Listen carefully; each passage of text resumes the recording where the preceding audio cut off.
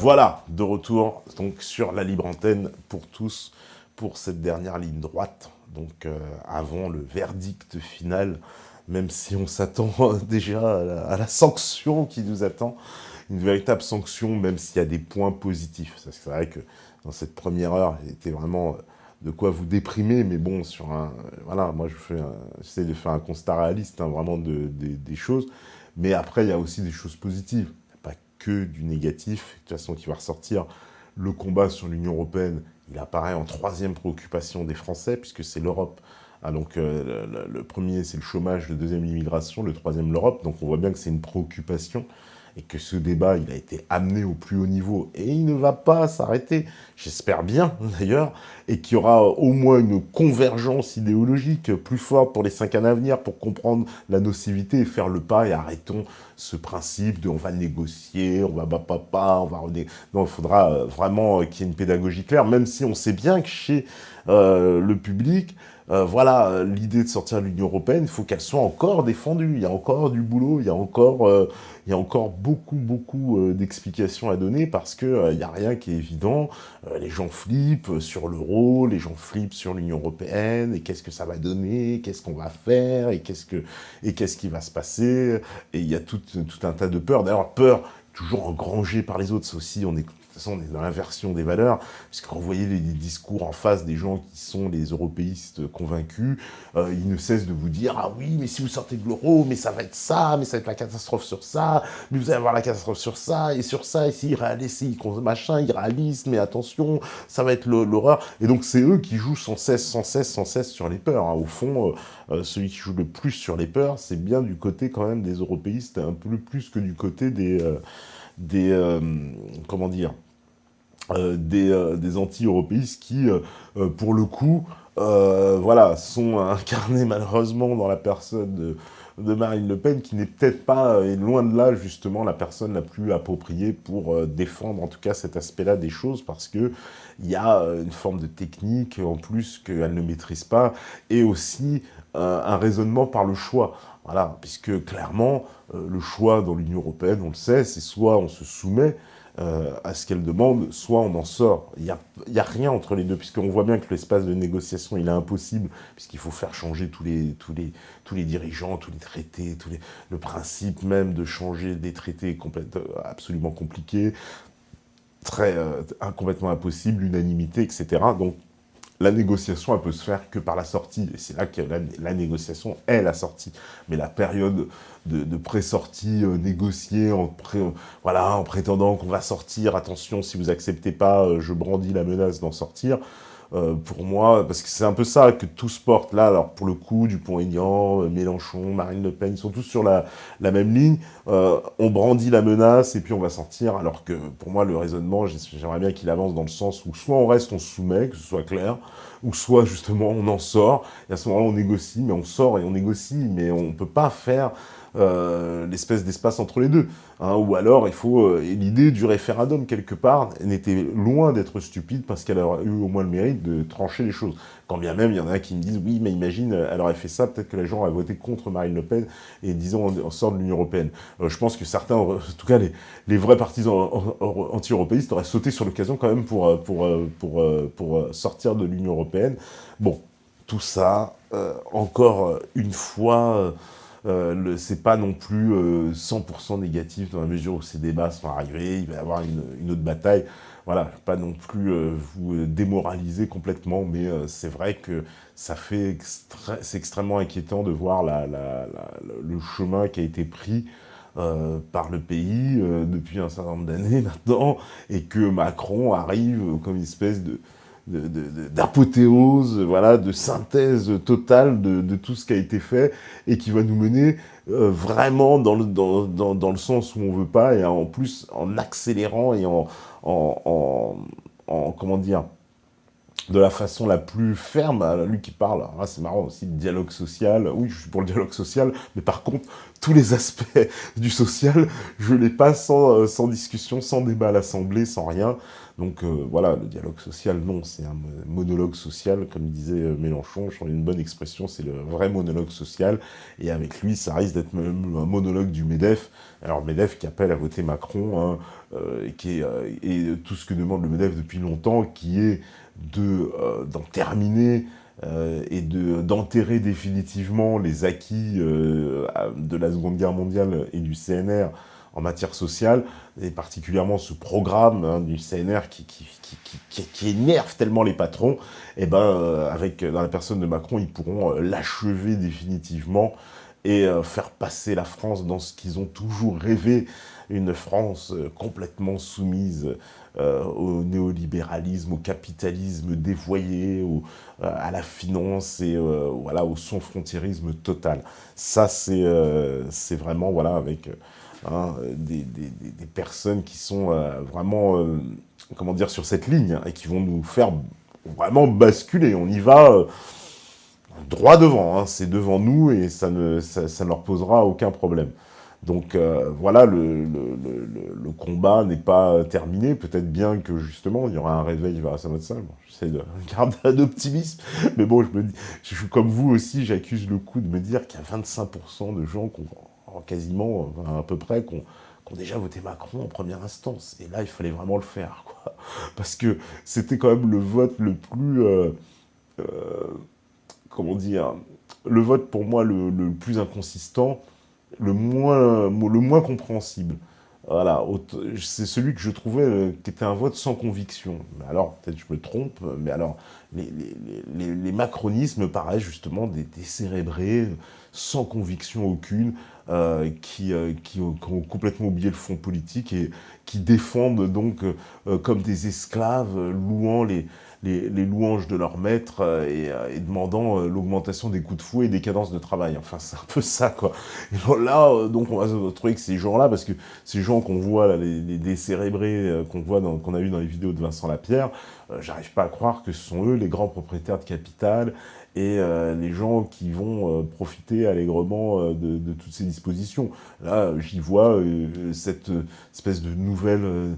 voilà, ces nouveaux citoyens, néo-citoyens, consommateurs, d'ailleurs bien plus que citoyens, sans aucune idéologie, attache politique, mais sensibles à l'éthos et au pathos, et donc c'est juste sur la base de ces arguments est capable d'aller voter, mais n'a pas le fond d'un raisonnement, d'une conviction, etc. Alors qu'on le retrouve chez les autres. On le retrouve à fond, alors là, chez les gens qui votent Mélenchon, chez les gens qui votent Marine, chez les gens qui votent même Fillon, il y a beaucoup plus de convictions réelles. Là, on sentait un espèce de creux intersidéral, mais pourtant, comme je vous dis, un creux marqué par la forme qui nous est présentée, et pourtant le fond du projet, lui, est bien là, et il y a bien...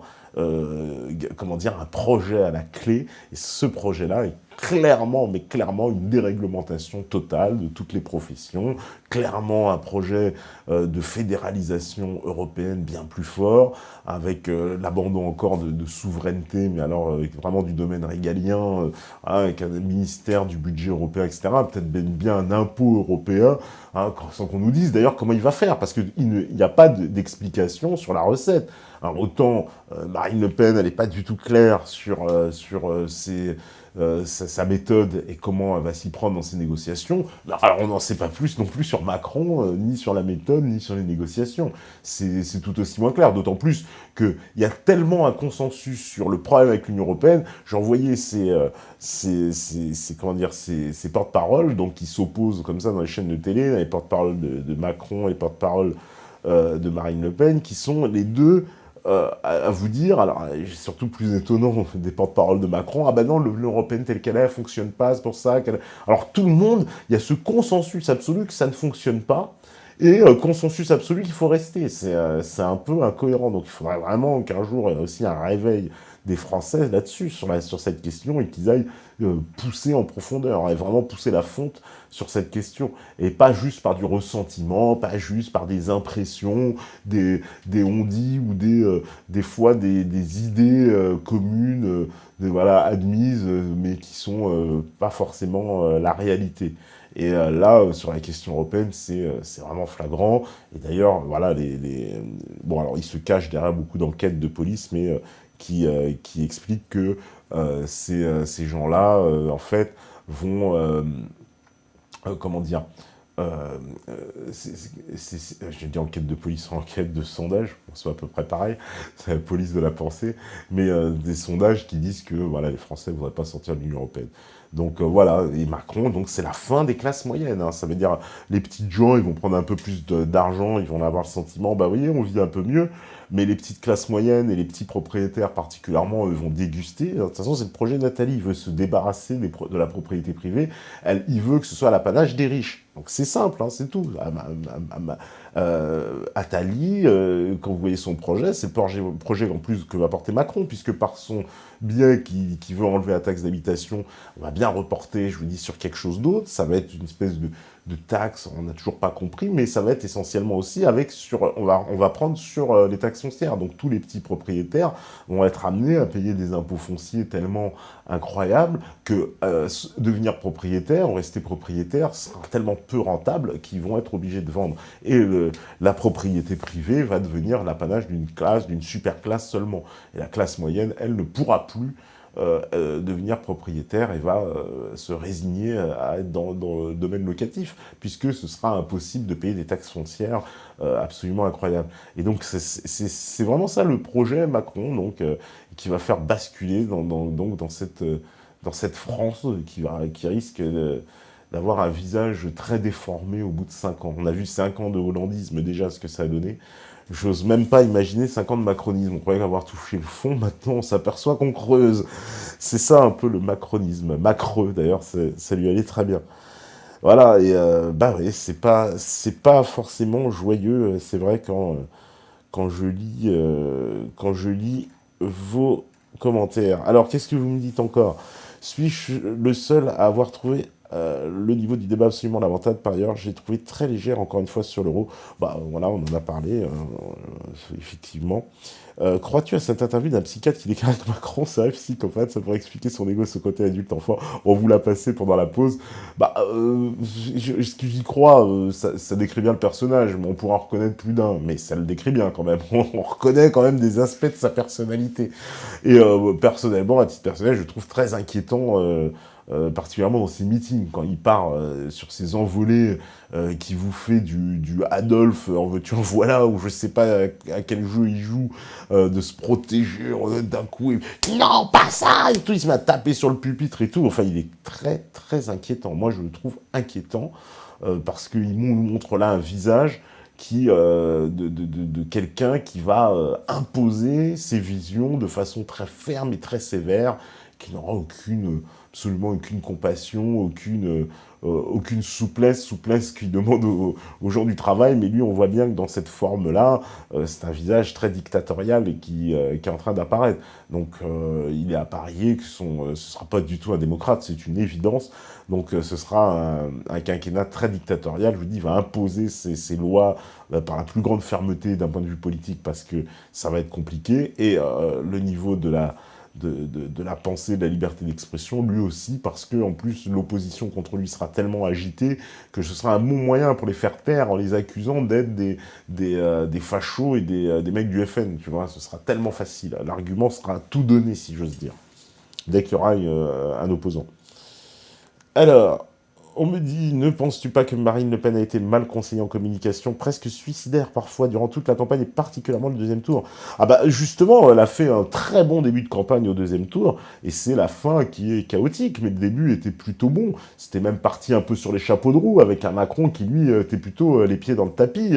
Hein, il commence avec la rotonde, puis, bon, voilà, elle, on la voit aller à la manœuvre, elle l'attaque, etc. Lui, bon, il met du temps avant de j'ai l'impression que lui, c'était dit, oh, c'est gagné, j'ai rien à faire. Finalement, elle l'a forcé à batailler et elle l'a forcé à sortir ses gonds. C'est bien elle qui a mené la campagne, il n'a fait que lui courir après pendant toute la campagne. On l'a vu, à chaque fois il court après. Même aujourd'hui, elle va dans une cathédrale à Reims, et puis j'ai vu à la fin, bah, lui aussi il est parti dans une cathédrale. Enfin bon, c'est toujours, il court, il fait, voilà, il a couru systématiquement après. Donc le début de campagne était plutôt intéressant, et même je pense qu'elle a marqué des coups et marqué des points au début de sa campagne, et que c'était très très intéressant. Mais la seconde partie, voilà, on sent l'essoufflement, et ce qu'aurait dû être l'apothéose, ou en tout cas le point d'orgue, qui était ce débat tant attendu, est plutôt un rendez-vous raté avec, pour reprendre la formule de son père, qui a dit que c'était un match nul. Un match nul, en plus, à tous les sens du terme, un 0-0 ou un partout, et en tout cas, match nul aussi pour le spectacle. Hein. Donc, ouais, c'est match nul en langue des oiseaux dans les deux sens. Et moi, j'ai presque l'impression que Marine a perdu et que Macron n'a pas gagné. Voilà. Et qu'on se retrouve dans ce point de figure-là. Sauf que, évidemment, lui, partant favori, il a peu besoin de convaincre plus de gens. La haine anti-FN est plus forte que la raison. Et il y aura forcément quantité de gens qui vont aller voter pour lui, de toute façon, pour faire les castors et le barrage. Alors, on me dit, quel moyen a-t-il pour empêcher les médias de faire leur propagande, favoriser leur poulain en 2022? Bah, et des moyens, nous, on en a très peu. On a bien vu que les médias indépendants ne pèsent pas assez. Hein. Je veux dire, c'est de la petite artillerie. Hein. Je veux dire, c'est comme si vous aviez des tanks et nous, on est que des couteaux, on raye la peinture. Oh, c'est sûr qu'ils ont l'air un peu moins beaux, mais ils seront toujours aussi efficaces. Et pour le coup, on voit bien que voilà, la médiatisation à outrance, le branle-bas de combat qui s'est mis en route depuis plusieurs mois autour de la candidature justement de Macron, là où on avait pensé, ben non, les gens tomberont pas, c'est trop énorme, le piège, attends, on leur a foutu un piège énorme comme ça, ben non, les gens tombent dedans, tombent d'ailleurs, voilà, de façon presque sans réfléchir, et en tout cas, ça a fonctionné, donc le matraquage médiatique, une image complètement, voilà, digne de Voici, de gala, avec sa femme, qui l'emmène partout, qui nous présente, qui nous dit d'ailleurs qu'elle aura un rôle, elle aussi, hein, dans le gouvernement, il va créer un statut de première dame, hein, américaine, first lady, puis elle va s'occuper, je sais pas quoi, d'éducation, de machin, enfin bon, ah oui, ça c'est sûr qu'il y a des changements qui nous attendent pour nos petites habitudes françaises, mais qui sont assez terribles, hein, qui sont symboliques de cette déchéance de la France qui est sur une pente descendante, qui est sur le déclin maintenant depuis un certain nombre d'années, et qui risque bien fort de s'accélérer encore plus avec la pression de ce président qui nous est présenté comme le nouveau Kennedy à la française, le petit jeune. J'ai vu encore aujourd'hui Laurent Saïm, alors on l'a pas vu de la campagne, on l'a vu, c'est la porte-parole hein, de Macron, mais accessoirement aussi c'est une correspondante de iTélé CNews, et c'est elle qui faisait les interviews d'Obama, etc. Et bon, qu'on a vu aujourd'hui, là encore, on l'a ressorti des fagots, alors que bon, elle a été absente de la campagne, et aussi, bah voilà, toujours rien à nous dire, à part, oui, on va vous montrer demain, etc. Bon, bah c'est sûr, ils vont nous montrer, mais voilà, sur le programme, ça reste toujours ce que c'est. Hein. Alors, on me dit quoi Marine Le Pen est-elle au niveau? Que va-t-il advenir du Front National s'il ne remporte pas l'élection? Explosion, renforcement. Bah, j'ai l'impression qu'il y aura un changement de ligne. Ou alors, il y aura bien... puisqu'on voit bien que le Front National, il se fracture aussi, même s'ils ne veulent pas le dire, mais en gros sur deux lignes. Une ligne Philippot, une ligne qu'on appellerait les lignes Marion Maréchal. Et la ligne Philippot, c'est clairement une espèce de gaullisme qui se veut hyper social, etc., qui limite, est très tolérant, on l'a bien vu avec le LGBT, les machins, etc., donc qui se veut complètement, qui se centrise hein, complètement, qui axe son combat, qui se veut une mutation vers justement un parti patriote, qui a un programme économique de gauche, et des valeurs, entre guillemets, de droite culturelle. Et là, bon, c'est cette ligne-là qui a été imposée, mais peut-être que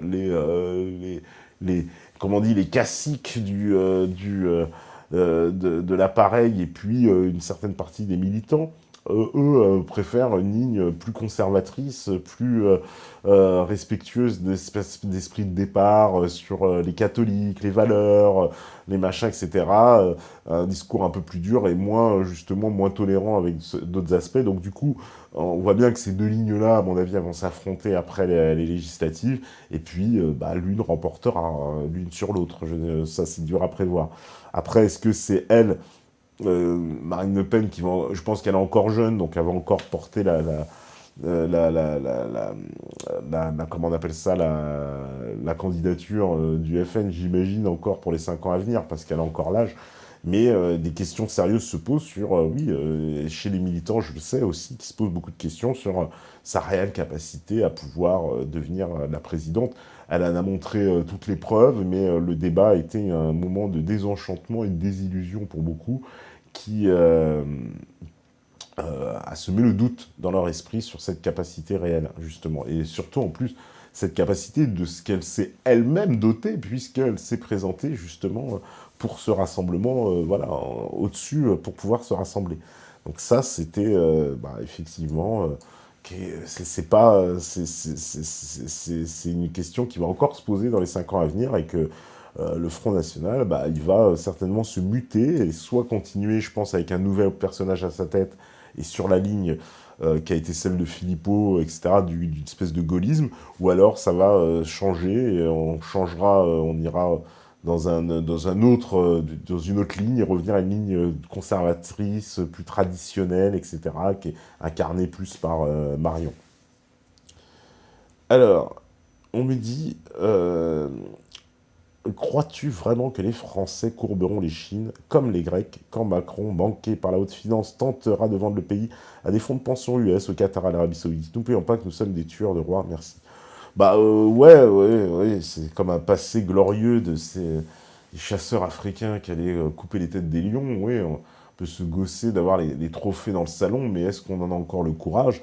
Moi, je vois qu'un Macron, avec tout l'appui du système, ça va être extrêmement difficile et extrêmement compliqué de pouvoir le déstabiliser.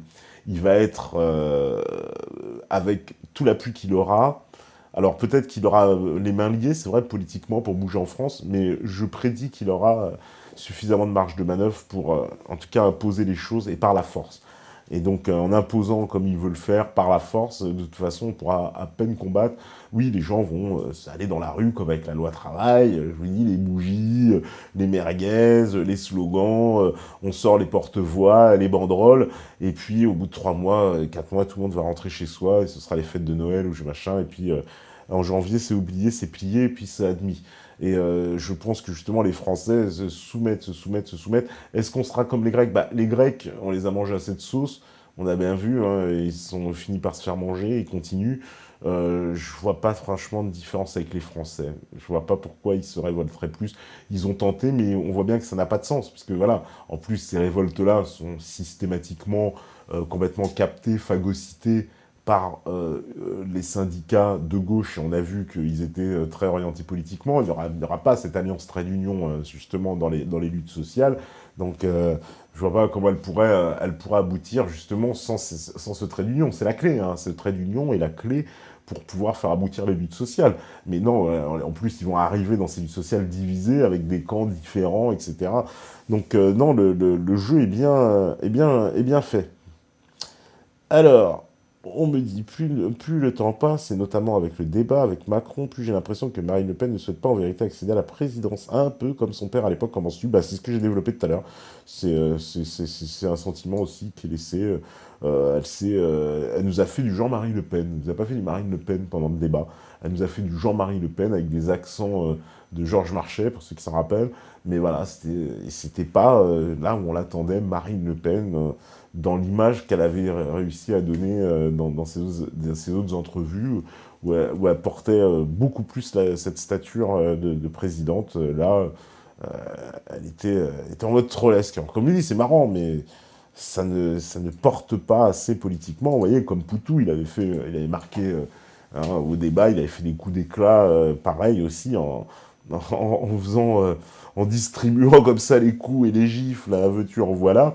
Donc c'était assez drôle comme exercice, mais c'est pas vraiment assez porteur politiquement, quoi, c'est clair.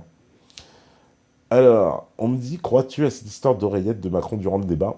Ah oui, qu'il avait une oreillette possible, hein. Fillon, il recevait même des SMS pendant le débat, il paraît à 11, alors je veux dire, possible, possible. On me dit, moi j'ai l'impression que la stratégie Macron est de préparer durant son quinquennat toutes les réformes scélérates pour les mettre en application par le prochain président. Ainsi il dira, lui, ne craignez rien, c'est pas maintenant, et le prochain dira, c'est pas moi, c'était le méchant Macron. Oui, oh, moi je crois pas qu'il va attendre. Ah non, je pense que l'oligarchie elle est pressée. Ah non, je pense qu'ils vont passer les mesures, justement ils vont profiter de Macron, de son score, et ils diront on vous passe tout, et ça va être comme ça, et machin. Et s'il y a des mouvements de contestation, comme il y en aura probablement, eh ben on enverra les flics, on fera les machins, etc. Et puis on durera tant que ça voudra. De toute façon, Hein, comme il dit, il ira plus sur les piquets de grève voir les ouvriers, il aura pu aller séduire. De toute façon, il sera président. Donc voilà, non.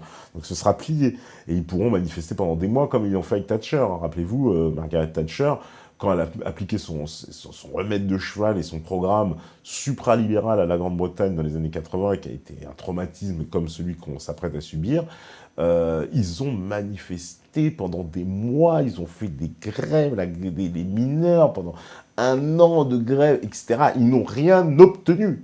Voilà. Et c'est ça, à la fin, ils n'ont rien obtenu. Et on a conservé encore aujourd'hui tous les stigmates de ce système, encore en Grande-Bretagne. De toute façon, ils vivent encore là-dessus. Hein, donc, elle a changé toute la société britannique. Aujourd'hui, Macron est notre Thatcher à nous qui va apporter ce même changement dans la société française. Alors, on me dit encore, le vrai combat, c'est entre les patriotes nationalistes. Qu'est-ce que tu as à craindre d'employer ce terme? D'employer le terme, quel terme? Je comprends pas trop. Parce que pour moi, patriote et nationaliste, c'est la même chose. J'ai déjà expliqué, pour moi, il n'y a pas de différence. On essaie de mettre, en fait, une différence, il n'y en a pas. C'est juste un mot qui est plus politiquement correct que l'autre. Patriote et nationaliste. Mais le nationaliste est attaché à la nation, comme le patriote à la patrie, mais la patrie, c'est la nation. Donc tout ça, finalement, revient un peu... c'est un peu bonnet blanc et blanc bonnet. Mais bon, on joue sur les mots comme une espèce de, pour moi, de pudeur pour décrire un camp, alors un camp qui serait les gentils nationalistes qu'on appellerait patriotes et les méchants qui seraient nationalistes. Voilà, les méchants patriotes, ce sont des nationalistes et les gentils, ce sont des patriotes. Mais après, si on est sorti de ces schémas simples, on s'aperçoit bien d'ailleurs nationaliste, c'est un mot qui a été beaucoup employé dans la campagne pour le mettre au niveau du fascisme, etc. C'est-à-dire qu'on a parlé des valeurs, on a comment dire, on a déconsidéré, mais plus totalement le nationalisme, en le comparant à du fascisme, pour montrer à quel point il était responsable de tout.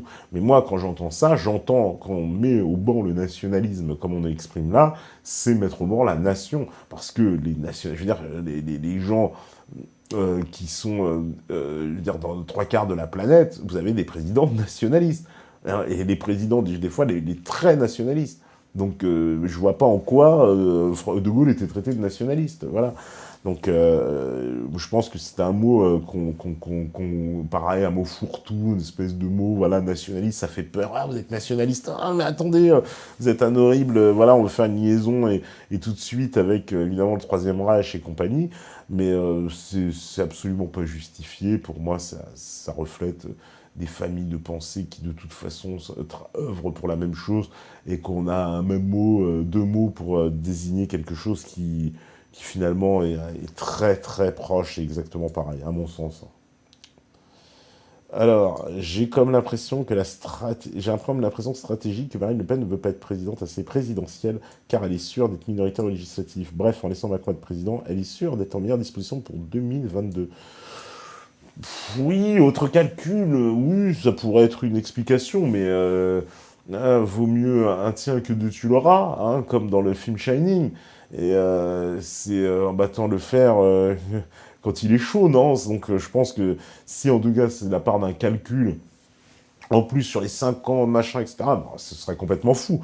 Ce serait complètement fou, voilà, parce que dans 5 ans, ça se trouve, elle sera même pas au second tour. Il y a rien d'écrit, donc je trouve que ce sera hautement, comment dire, aléatoire comme calcul, hein, et vraiment, en termes de stratégie, ça sera vraiment zéro, quoi. Donc si on s'auto-sabordait pour se mettre en position de challenger dans une hypothétique future élection, je trouverais ça vraiment se saborder. Alors on me dit, on associe souvent le mot responsabilité aux élections, compte tenu de l'historique de l'oligarchie, PS, les Républicains. Pour toi, est-ce que voter Macron, c'est porter une partie de la responsabilité de ses politiques dévastatrices et de leurs très probables poursuites, comme le suggèrent certains? Ah ben bon, pour moi, complètement. J'ai plus de respect pour l'abstentionniste que pour celui qui va voter Macron, parce qu'il va valider quand même le projet total d'anéantissement du pays, et il va conclure effectivement ces 40 années, ces 40 piteuses qu'on vient de connaître, avec le président, le pire qui soit, avant même qu'il ait pris fonction, puisqu'il incarne le produit même de ce système. Et toutes ces conséquences néfastes, il en est le produit, il en est comme si il nous avait accouché lui-même, hein, de ce propre système qui fait tellement mal. Avec, donc on peut pas faire mieux, un banquier, oligarque, voilà, qui sort de l'ENA, qui est aucun attachement au racinement culturel, qui est un mondialiste pur jus, libéral libertaire, et qui est convaincu de ses idées, voilà, je veux dire, une espèce de Justin Trudeau version française. Ouais, de ce point de vue-là, ceux qui auront voté Macron porteront la responsabilité. Ils auront fait les castors s'ils veulent, mais ils nous auront quand même mis le pire président, certainement, depuis le début de la cinquième. Là, c'est vraiment le pire. Mais chaque fois, chaque élection est le pire, finalement. Je vous dis, chaque élection, on descend. Hein. Jusqu'où va-t-on descendre pour plagier Tonton? Mais c'est un peu ça, quoi. C'est le pire, du pire, du pire, du pire, à chaque fois le pire.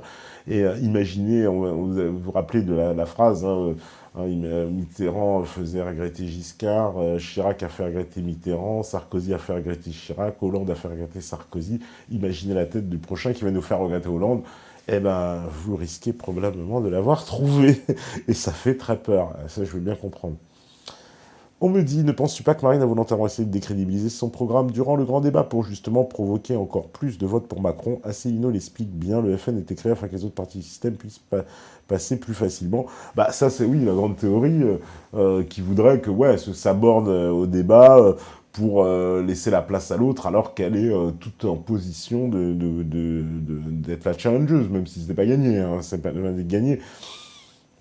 Je sais pas. J'ai pas la réponse, mais ça donne le sentiment, oui, ça donne vraiment l'impression, ouais, on voit, on se demande quelle est la stratégie, ou alors des erreurs totales, mais alors c'est un amateurisme, ou vraiment des mauvais choix stratégiques, ou alors là, ça sent le sabordage, on se dit, mais c'est pas possible, c'est une façon de se saborder soi-même. Alors, selon vous, et sur appui historique apparemment avéré, le parti FN a été créé comme une division de plus sur le plan politique français, voire européen, afin de mieux servir un candidat opposé en élection présidentielle. Et donc, M. Le Pen, qui jouait jeu de fausse alternance à son époque, celle-ci a encore été actuelle, finalement, avec sa fille, quelle qu'elle en soit consciente ou non d'ailleurs. Ce qui expliquerait davantage son brouillard progressiste, humour depuis sa campagne et son positionnement plus qu'ambigu.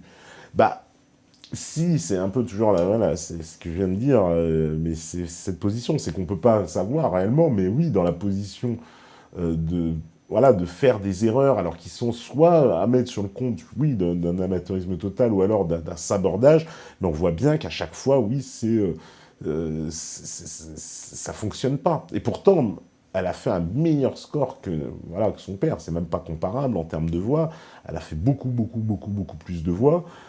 C'est évident qu'elle avait beaucoup plus de chances, même carrément de passer. Elle était aux portes du pouvoir. Voilà, enfin, je parle au passé, mais rien n'est joué. Mais bon, on sent bien voilà, on sent que, comme la bête qui va dans l'arène, prête à se faire tuer.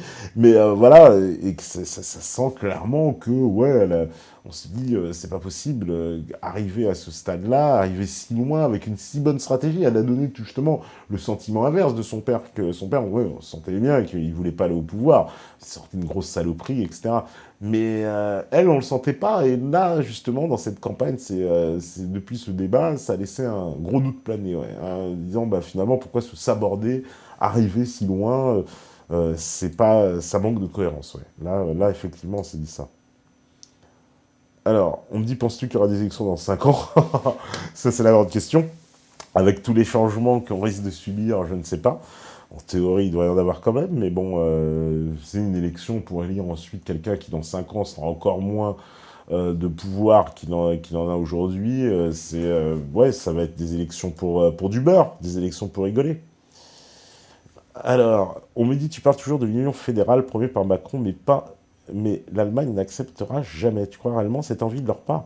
Bah, l'Allemagne, elle acceptera dans la mesure où c'est elle qui contrôlera. Vous savez, c'est assez intéressant de mettre en association, des fois, justement, l'histoire. Alors, justement, l'histoire de l'Allemagne, on le sait très bien, l'Allemagne s'est construite aussi sur un peu notre dos, nous la France. C'est construite sur le dos de plusieurs pays d'ailleurs. Mais nous aussi, on a eu notre rôle à jouer. On a voulu diviser l'Allemagne, vous le savez très bien. Louis XIV avait demandé, voilà, c'est éclaté en plein de royaumes, duchés, etc.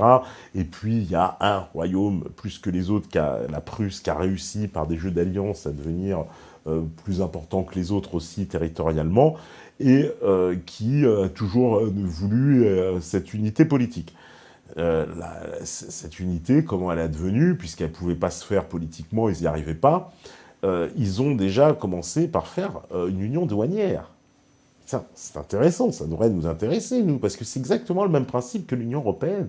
C'est-à-dire, ils ont commencé par faire une zone de libre-échange entre eux. Donc entre toutes les principautés, etc., en passant des accords qui fait qu'on pouvait faire des routes, des ponts, des voies ferrées, des machins, et puis il y avait des accords de libre-échange total basés sur cette union douanière. Mais il n'y avait pas d'union politique. Et l'union politique s'est forgée par les guerres, au départ, on le sait, contre le Danemark, puis après contre l'Autriche, et ensuite contre la France, qui s'est soldée pour nous par le désastre de la guerre de 1870, hein, avec la bataille de Sedan et la défaite française, puisqu'on n'était pas préparé, l'Allemagne le savait. Et donc, là, ils ont forcé l'unité ensuite allemande. Vous connaissez la suite, Guillaume qui va se faire sacrer par les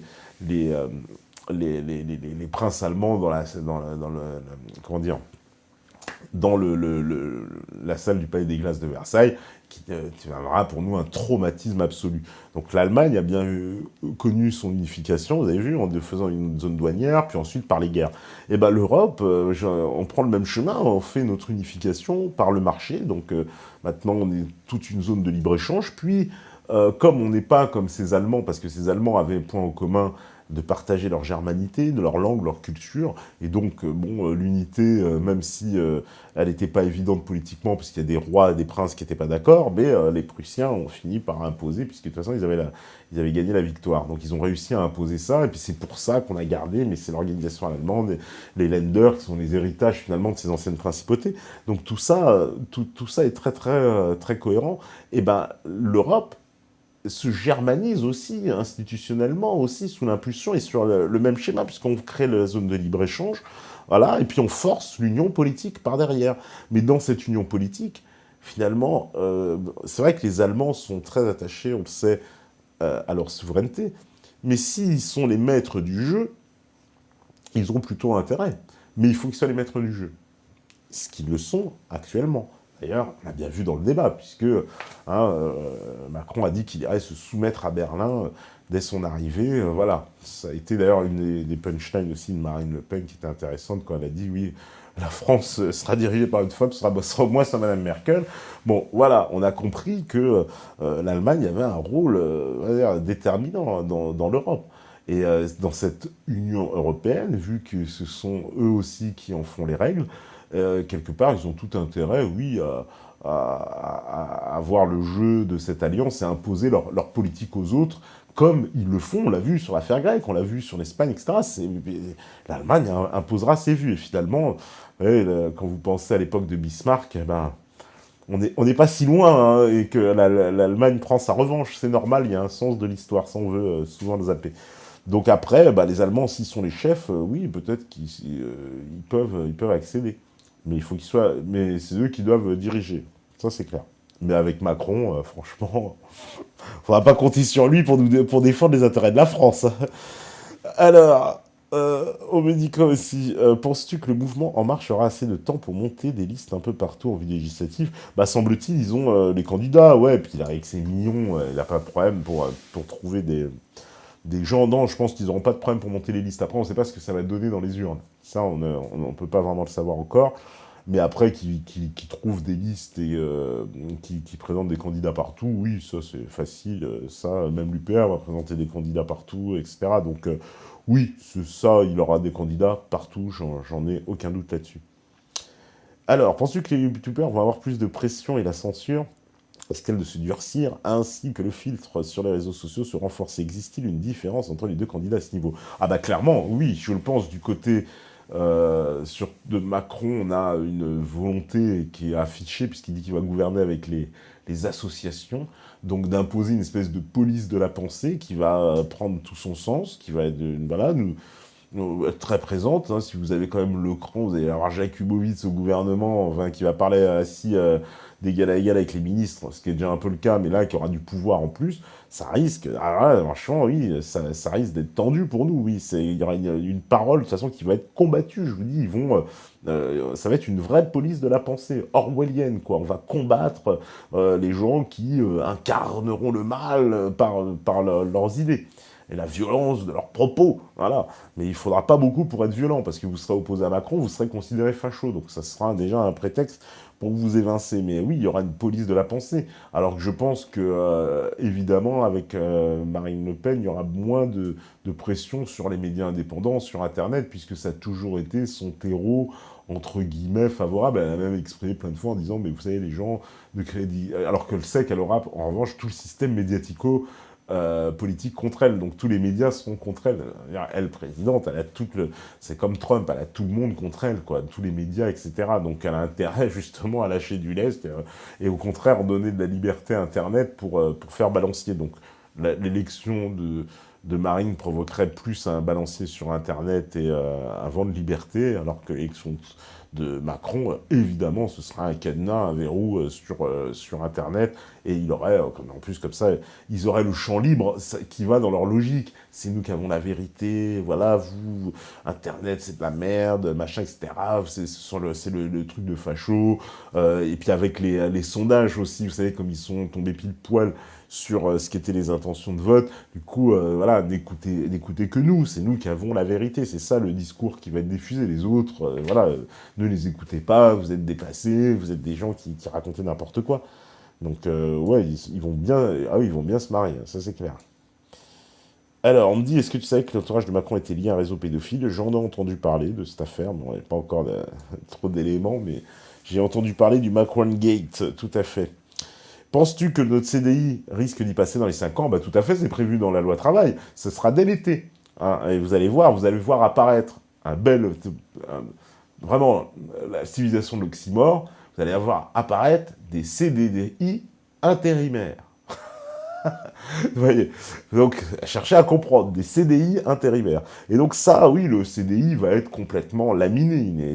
Après le vote Macron, qui va certainement vous proposer le contrat unique, ce qu'ils n'ont jamais voulu proposer depuis longtemps, mais qui va tomber. Donc oui, le CDI ne sera plus la norme. Ça, c'est sûr, le temps de travail, les 35 heures, tout va exploser. Je vous dis, tout va exploser. C'est fait pour. Il a dit, ce sera le choc social, la révolution dans le domaine du travail. Donc attendez-vous à des changements drastiques, réels. Mais on le sait, hein, vous allez voir les GOPÉ, c'était demandé depuis longtemps à la France, là, il va les appliquer. Il y aura quasiment plus de remboursement d'assurance chômage, il y aura des salaires à la baisse, il y aura des conditions sociales négociées par entreprise, ce qui veut dire que vos acquis sociaux, là, en ce moment, bah, ils seront hautement menacés, selon que vous êtes, je sais pas, chez De Richebourg ou à la Brinks, par exemple, dans des sociétés qui travaillent des fois sur les mêmes secteurs. Bah, c'est ça qui va se passer, oui, avec Macron, dès l'été. Hein. Il veut pas perdre de temps là-dessus, parce qu'il sait très bien que c'est quelque chose sur quoi il a vu comment ça s'est enlisé dans le gouvernement, qu'ils n'ont pas pu faire ce qu'ils ont voulu à cause en plus de la contestation. Donc là, il veut couper court à la contestation. Il veut passer outre, il le sait. Donc c'est quand même déjà assez surréaliste d'imposer une mesure impopulaire. Hein, on sait que personne n'en veut, mais vous allez l'imposer quand même. Mais c'est ça le propre du libéralisme, c'est ça le propre de l'Union européenne, c'est ça le propre du monde inversé et de donc le méchant d'un côté qui est passé pour le bon, le gentil libre, etc., qui non, est totalement méchant, totalement extrême, et va faire passer de façon très dure des mesures extrêmement impopulaires. Alors, on me dit pour l'info, as-tu vu que l'info qui circule sur le net, dans une petite ville, ils ont inversé les votes UPR et Insoumis alors que l'UPR était en tête. Ah non, j'ai pas vu, mais j'ai vu que dans cette élection, il y a eu énormément d'irrégularités et de choses comme ça, mais bon, ça arrive. Mais c'est vrai qu'il y en a beaucoup dans cette élection, on a l'impression un peu plus que les autres, on en a beaucoup entendu parler, en tout cas cette année, par rapport aux autres années. Mais bon, je sais, ça ne veut pas non plus dire que tout est truqué, j'en sais rien, mais en tout cas, c'est vrai qu'il y a eu un désenchantement général. J'ai jamais vu autant de fois les gens désenchantés du résultat, et qu'on ne trouve pas assez de supporters, vous voyez, du favori. Parce que Sarkozy, moi, en 2007, il avait une dynamique. Sarkozy, c'était un vote d'adhésion. Les gens qui ont voté Sarkozy, ils y croyaient réellement. C'était un vrai vote d'adhésion aux idées de Sarkozy. Puis voilà, ses partisans, on les entendait, je veux dire, voilà, ils étaient là, ils existaient. Macron ne sent pas du tout cet engouement, on ne sent pas du tout cette adhésion justement à son projet. Même, voilà, quand on voit les décérébrés évidemment qui vont dans ces meetings, hein, c'est sûr qu'on se dit, bon, c'est des cuits de lampe de chevet, ça va être difficile à faire adhérer à autre chose qu'appuyer sur le bouton ou l'éteindre, mais bon, mais sinon, je vois pas d'adhésion, quoi, je vois pas d'adhésion réelle, je vois pas des gens qu'on l'entraîne, qui sont contents, qui vont défendre leur truc, je sais pas, on les voit pas, bon, moi je bouge aussi, je ne vois pas ces fameux marcheurs, là, j'aimerais bien les voir un jour, mais non, je les vois pas. Donc, je sens pas cet entrain, je sens pas ce mouvement populaire du tout. Pourtant, on nous présente comme tellement populaire, tellement machin, mais je ne sens pas. Et par contre, je sens le désenchantement général, que tout le monde est sur cette longueur d'onde-là. C'est ça qui est le plus étonnant, et c'est que tout le monde est désenchanté, tout le monde se dit, mais comment les Français sont aussi cons, ils ont pu mettre ce mec-là en tête, mais quand même, etc. Ça, je sens ça absolument partout. Et c'est ça qui est un peu écœurant, quoi, pour tout le monde. On me dit Marine est le moindre, devient donc la dernière chance de la France et le moindre mal. Bah, à mon sens, oui, elle reste, de toute façon, elle reste beaucoup le moindre mal dans la mesure où, à mon avis, Marine Le Pen, de toute façon, elle sera beaucoup plus opposable que Macron. Elle sera aussi bloquée dans sa politique, il y aura énormément de gens contre elle, de divisions, etc. Mais avec, si elle met son référendum d'initiative populaire et qu'elle applique donc les parties de son programme applicables hors de l'Union européenne, bah, là, il y a quand même un espace de politique intéressant. Parce qu'elle ne pourra pas, déjà, faire ce qu'elle veut. Elle sera, à mon avis, beaucoup plus fébrile. Elle ne pourra pas faire ce qu'elle veut, encore moins, beaucoup moins que Macron. Macron, il y aura le système qui va tenter, enfin le système, selon la configuration de la Chambre de l'Assemblée nationale, on verra, mais qui va tenter de s'opposer. L'opposition veut, en tout cas, l'objectif, c'est de rentrer, de marquer son opposition. Mais après, sur effectivement ce côté-là, si on compare projet à projet, à mon avis, une Marine Le Pen présidente, ceux qui ne sont pas d'accord, ce sera beaucoup plus facile de la contrer qu'un Macron président, c'est sûr. En plus, voilà, Marine Le Pen présidente, de toute façon, elle va être confrontée à une réalité, ce sera aller devant la négociation européenne où elle verra que ça échouera et qu'elle n'aura pas d'autre choix que sortir et de dire aux Français, il faut faire un référendum, ok, mais moi je suis pour sortir. Je vois pas comment il pourrait en être autrement, puisque de toute façon, ces négociations seront rejetées. Donc en plus, c'est elle qui les porte, vous voyez, donc ça fait double raison déjà pour les rejeter. Donc ouais, la France, en tant que dernier sursis, c'est un peu mieux de Marine Le Pen qui, de toute façon, même quand bien même elle se planterait, comme moi je le pense, le Front National, c'est un parti à un coup. Si elle se plante et elle n'arrive pas à mettre en place l'essentiel de son programme, et voilà, eh ben, ce sera terminé. Et donc, du coup, la scène politique sera, oui, à la fois débarrassée du Front National, débarrassée d'un Macron, parce que c'est vrai que si Macron perd, là, par contre, il y a moins de chances qu'on le revoie dans 5 ans. En tout cas, ça aurait été cinglant comme défaite, hein, défaite du système.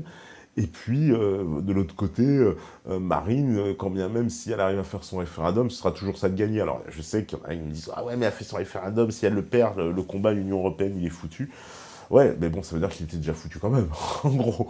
Donc, voilà, c'est peut-être, oui, quand même le moins pire des projets. En tout cas, c'est clair qu'à comparaison égale, en toute logique, son projet me paraît quand même beaucoup moins nocif. Ça me paraît évident quand même pour la France, quoi qu'il arrive, que le projet de Macron. Et que la France s'en trouvera beaucoup moins bouleversée, en tout cas dans ses structures, dans son ADN, qu'après 5 ans de macronisme, où là, les bouleversements seront absolument gigantesques. Et un pays qu'on reconnaît d'ailleurs de moins en moins, un pays, c'est ça qui inquiète, parce que le fond de la grande inquiétude des Français, c'est de voir un pays qui leur échappe. C'est de sentir qu'ils n'ont plus la main, ils ne sont plus le centre même de ce qui se passe, et ils n'ont plus de prise. Et c'est ça qui est terrible, ils se sentent plus prise. Vous savez, le vote, Marine Le Pen, c'est un peu ça, c'est la dernière, voilà, bon, dans ce fatras à exprimer une espèce de truc de la France encore, machin, etc. Et bon, il y en a quelques-uns, mais ils sont moins audibles, et puis on les a connus après la campagne, mais elle est la plus installée, effectivement, voilà, les Français, le pays leur échappe, et ça, ils le sentent, ça, c'est un sentiment, alors à la fois de déclassement, parce qu'on sent que le niveau général est en train de baisser, mais en plus de ça, de plus avoir de prise et de prendre des orientations qui ne plaisent pas. Alors autant qu'elles soient économiques, et là on l'a clairement sanctionné, c'est clair, mais aussi des options culturelles, aussi qui ne conviennent pas non plus. Et on sent le pays qui échappe. Donc tout ça mêlé fait que il y a une espèce de grande colère absolument partout, quoi, dans tous les camps. Mais il y a pas encore ce grand trait d'union fédérateur pour faire ce grand parti qui va pouvoir renverser la table, comme dirait Mélenchon, et repartir sur un vrai sens de l'histoire. Non, là, on se sent piégé, éternellement piégé, comme une histoire qui se répète avec un piège infernal, et dans lequel la France va encore tomber, et encore, évidemment, dépérir, quoi, malheureusement. Alors, on me dit, selon vous, pourrait-on connaître une France comme sous l'occupation 39-47, certes un envahisseur macroniste de son propre pays, et donc espérer enfin une résistance réellement active sur plusieurs plans, au-delà même des unions politiques envisagées, et orienter cette deuxième France macronisme vers le patriotisme? On voit bien que c'est très difficile. C'est intéressant comme question, mais l'union des patriotes, permettez-moi d'en douter fortement, parce que ça fait longtemps qu'on en parle, et cette union, Marine est un peu presque la mieux placée pour la faire, mais bon, mais là, après l'élection, on va voir, mais ses chances vont se réduire, et si elle n'est pas présidente, ce sera encore pire. Donc non, le patriotisme, ouais, il faudrait enfin qu'il puisse s'exprimer autour de grandes figures qui arrivent à faire un lien avec justement les gens de droite, les gens de gauche, les marinistes, les mélenchonistes, qui arrivent à trouver un terrain commun pour pouvoir être la vraie force qui pèse, parce que pour le moment, en face, on voit bien que ça réussit pas, quoi, ça réussit pas. C'est l'inverse, hein, ça réussit pas. Donc ça va être extrêmement, extrêmement compliqué dans cette France divisée non plus, alors France divisée en deux, mais avec 4 forces politiques. Moi, je dirais presque 3 plutôt que 4. Mais bon, on pourrait quand même admettre 4, parce que la droite, on ne sait pas ce que ça va donner, ils ne sont pas complètement morts. Donc on pourra dire 4. Donc voilà, ça va être un tableau, et ce sera les législatifs qui vont aussi être le dernier coup final de cette bataille, et qui vont sonner en fait le glas par lequel les Français seront mangés, et à quelle sauce et par qui. Donc on va faire la pause de la deuxième partie, et puis on va revenir après pour la dernière ligne droite, avant le grand verdict. À vous la régie.